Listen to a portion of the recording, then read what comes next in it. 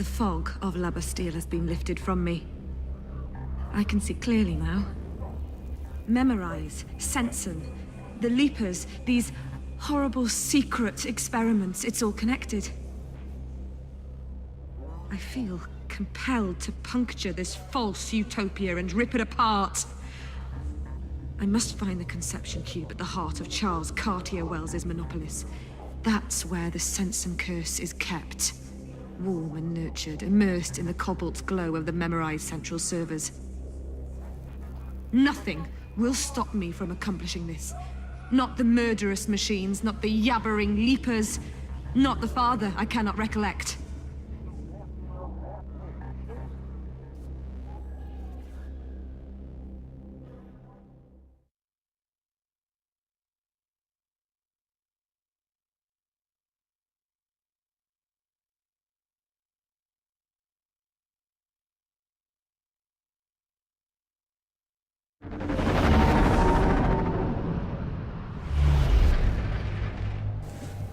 Hi guys, this is Dormouse03, and this is Remember Me on Memory Hunter difficulty, episode 7. And so, Olga, from the very beginning of the game, is dropping us off here. And apparently she hasn't figured out yet that David is still alive and that we have tricked her by implanting that false memory. Make Memorize implode, so the world forgets. Right down to Cartier Wells' name. We're gonna drink a toast to David when this is all over. Thank you, Olga. Yep, we are absolutely going to drink a toast to David, who is still alive. Wow. By the way. What a recruit. I should have got you to enlist her earlier. Okay, let's focus. You need to find and access the Central Security Post in Nemopolis. All right.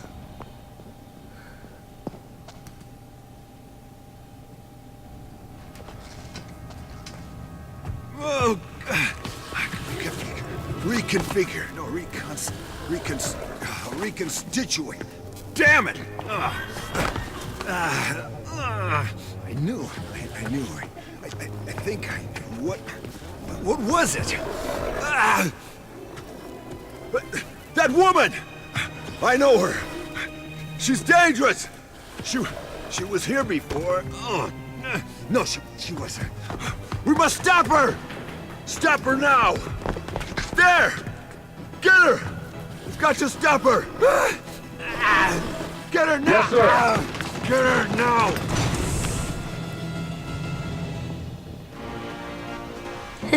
So remember Trace. that jerk face. Crazy and indestructible. I always pick the easy ones. So here was the jerk who was following you in the plane, trying to shoot you. From episode 5. And now he's just sort of insane. Which is kind of hilarious, and he sort of deserves it, so don't feel bad about that one at all. So immediately when you start this episode, pretty much it's just fight. So definitely using everything to your advantage, using your abilities when you can. Everything at your disposal here. What makes this fight a little bit irritating are these boxes that are sort of in the way. You can kind of get stuck on them and whatnot, but the good news is that you can also use them to sort of kite the enemies. So it can be both a good and a bad thing. But at this point, you know, you should have a lot of weapons in your arsenal, right? You have a lot of abilities. I believe that's all the abilities that you're gonna get through to the end of the game. So you have everything now that you're gonna have, you know, to be able to take down enemies. And so you just keep on doing what you've been doing, right? Building up those espressons so that you can use your special abilities and taking out these enemies, you know, the way that you've been doing, right? Using the health combos on those guys who will damage you for hitting them, managing your rooms. So I mean, a lot of these fights are really about just making smart decisions to manage the enemies, right? So like right now we've got a couple of robots. You need to get rid of some of them, so I'm going to use rusted pieces on this one that's on the ground because it's pretty irritating, and I'm going to use my junk bolt to take care of the ones that are flying around. And so, you know, whether this fight goes well or badly is just, I think, entirely dependent on how well you control the room. You know, if you take out those two robots quickly, like I just did, then you're gonna have a much better time of it. If you don't, then it's gonna get sort of chaotic in here. So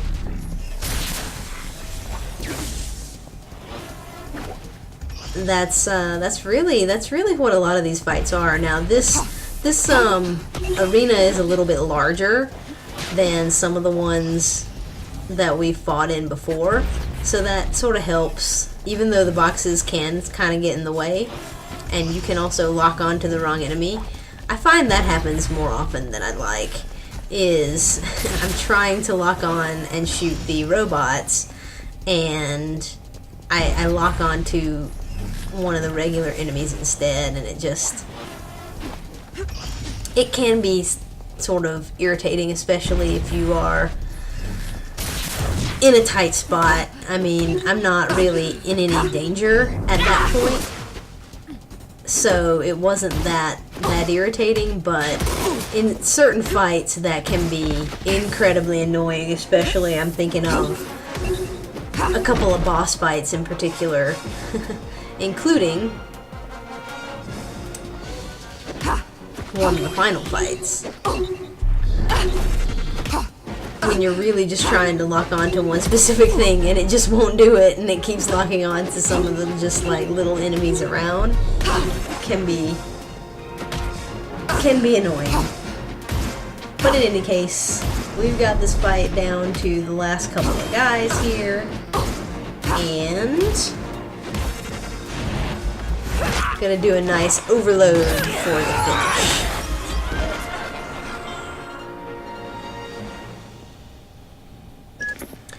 But we're not through you yet. must run down Riddlehead and steal the access protocols to the Conception Cube. There's good news. This time he's on foot. And the bad news? His memory is splintered. He's practically a leaper. You must act quickly. How do I catch him? He's headed for the main security post found on the 103rd floor. Use the freight lift to intercept him.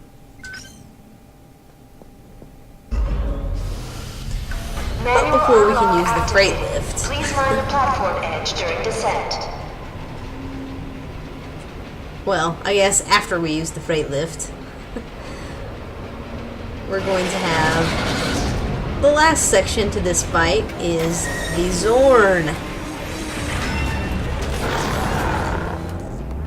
And so this is a little bit of an upgrade from the one that we fought back in episode 3, I think it was. He takes a little bit more to get him taken care of. Also, he is just beasting on me right now. Trying to get away from him. So you take him out exactly like you took out the other one before. Like I said, it takes a few more shots to actually get his arms broken off. So I think it's about 4 shots with your junk bolt to take down one arm. So yeah, that was 3. And I think after I hit him one more time, he's going to do his little punch the ground move that you can dodge. And then you put the rest of your junk bolt into his arm, and that rips one of them off. And then you're going to do the exact same thing for the second arm. I only need one hand to crush you. And so there's an achievement for taking down one of these guys in like a minute or a minute and a half, something like that. You definitely want to do that on the first Zorn that you fought back in episode 3, I think it was, or 3, I think. And because it takes fewer shots to get his arms off. And so that means you can take care of him more quickly. So here we go. That should have done it. He should do his, little fist slam.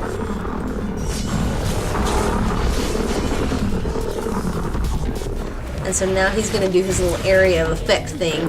And again, you just want to kind of spam your dodge button and sort of roll around, wait for him to do that attack. And I didn't quite get the structural weakness the first time, but you just keep dodging around, and then after he does his little blast, you can take it down with these last few quick times.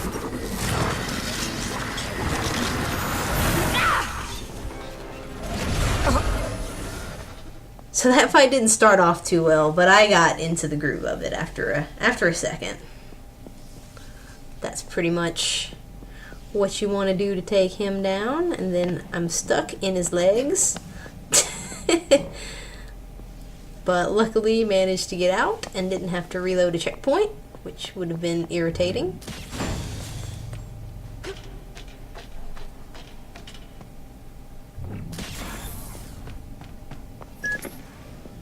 So Captain Trace has kept his position. He's been concealing his illness, but he's totally cracking up now. Find him fast. How in the world could he have concealed his insanity? I mean, I guess it only has been like, I don't know, a day, maybe, since you drove him crazy by stealing his memories and giving him a head injury and a plane crash, presumably. So, and the city has sort of been in chaos too, so I guess it's not that far-fetched to think that he could have slipped under the radar, you know, that his mental degradation went unnoticed because people had more important things to be focusing on. So this thing right here is kind of neat. Another kind of traversal puzzle here. I mean, and I use the term puzzle liberally, but you just want to make sure you stop the cart before it goes through that barricade thing, because that will insta-kill you. And then you're going to be moving around this area, and this one, it can be slightly confusing as to where you're supposed to go during this. One thing about this game that, you know, I didn't really even notice until going back through it right now is there's no mini-map. So there's no mini-map, there's no waypoint, there's no real indication of where you're going, and I mean, that works because it's so linear, right? You're not, it's not open world really at all. So you don't have to be looking at a mini-map, which is, I guess, very different from a lot of the things that I'm used to. I mean, I'm used to having a waypoint even if it's not an open world game, even if it is more of a linear type thing. Because I don't know, that's just something that games do. But if you look at this game right now, there's no HUD. Like, there is nothing on your screen, and I kind of like that. The only time the interface comes up is when you are in combat. And I think that that's a really smart choice, because I don't know, it gives you that little extra feel of immersion, right? Like, there's nothing cluttering up your screen at this point. You get to fully just be in this environment as you're traversing around, which I think is pretty cool. And another thing that this game does that other games could kind of take a note from. You know, like I said in the beginning, and like I've noted throughout this playthrough, this is by no means a perfect game, right? There were lots of things that they didn't really fully realize. You know, the platforming and whatnot being a good example of something that's just kind of there and it works well enough, but they could have done more with it, right? And that is the case, you know, for a lot of things. I wish that they'd done a little bit more with the remixing of memories. I think that those could have been a little bit more divergent than they actually are.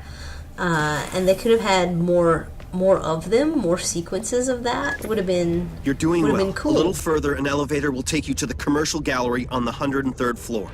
Cross it to get to the central security post. Trace will be there. But you know, as it was a nice innovation. So, you know, not a perfect game, but I think it does a lot of things really well. And so as a total package, you know, it really sold me on this world, and I really just sort of got immersed in this environment and in this situation. And so to me, that tells me that it has a lot of potential as a series, and I really hope that it gets continued in some way, shape, or form.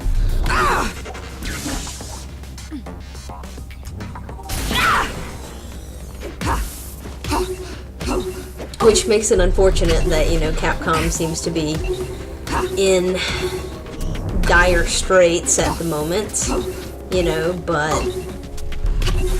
I know that the studio that made this game is coming out with another game, and the name of it escapes me at the moment. I'd have to look that up, but that looks like a kind of interesting title as well. So it's good to know that the company is still sort of thriving, or maybe not thriving, but it's still hanging in there, right? It's still making games. So that's good news. And it gives me hope that, you know, one day they might revisit this series, because I think it's something that a lot of gamers didn't get a chance to play, or didn't know about, or just you know, it slipped by a lot of people's radar.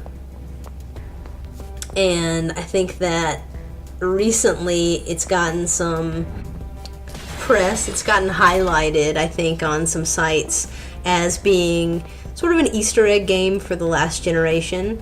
And so I'm hoping that that helps, you know, bring some new gamers into it, and hopefully get some traction for getting some new iterations of this series, or at least, you know, some sort of spiritual successor.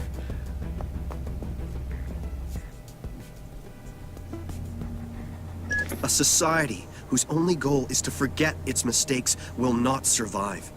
My parents created all this. You're nothing like them, sis. And besides, I'm your true family, aren't I? Yeah. We'll have to meet up when this is all over. Yeah, when this is all over. But right now, secrecy is all that's keeping me alive. I understand.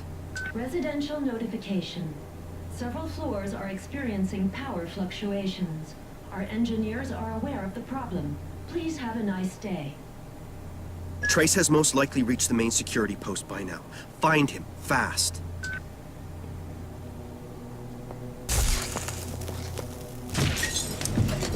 So yeah, I mean, I think that there's enough that is intriguing about this particular world that they have built to warrant a sequel, like a true sequel to this series. But at the very least, you know, I'd kind of like to see the studio go on and maybe build upon some of the gameplay mechanics and some of the innovations that they had for this game, because I think that you know, that they could do well in different types of games as well. You know, like they could use the memory remixing thing in some way, and they could use this combat system, you know, tweak it a little bit, you know, give it a little bit more depth and whatnot, and you could have something that would be, you know, really good for other action games.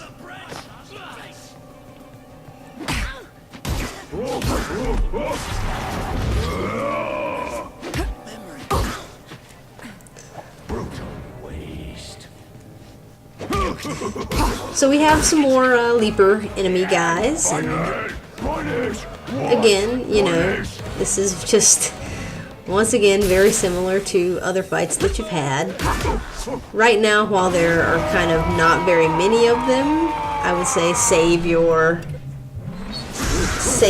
most of your expressions. Citizen Fury is one that I use a little bit more liberally because its cooldown time is so quick.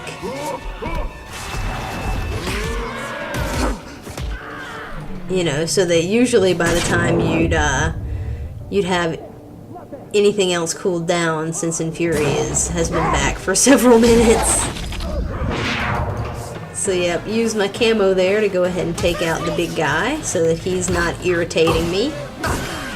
I really, really like that camo ability. I think that that was a really, really good addition to have for this last part of the game.